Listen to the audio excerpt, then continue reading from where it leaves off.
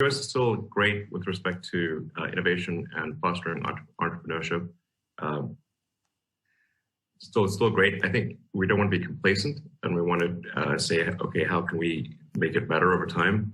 And I think we want to be cautious about the gradual creep of regulations and bureaucracy. The rules and regulations are immortal.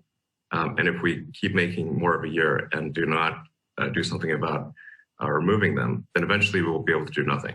This is very important, and I think not well appreciated. This is sort of like the slow boil of the frog. You know, his frog doesn't jump out because it gets just slightly hotter each year. We should be aware of this, I think, particularly at the state level.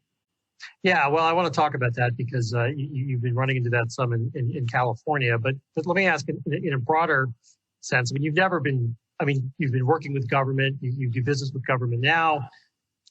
You've expressed strong feelings about government, pro and con, at different times, depending on the circumstances. But when you think through an innovation lens in the broadest sense, what's the right role for government? Like, what is the role? Where should government be a player, and where should it be hands-off? What's ideal in your mind?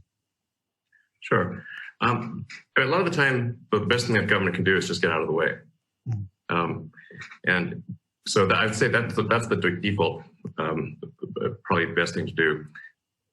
Then after that would be ensuring that there are not artificial monopolies, that there is a fertile ground for startups. And because what can happen over time is that you can get regulatory capture by large companies where they influence the regulators and the legislators to favor their situation, and then you have a forest of redwoods, and you just can't. The little trees can't grow. So we really want to have an environment that tends to favor smaller companies and startups. The big companies really don't need the support, but they will generally try to work the system to establish a monopoly of some kind.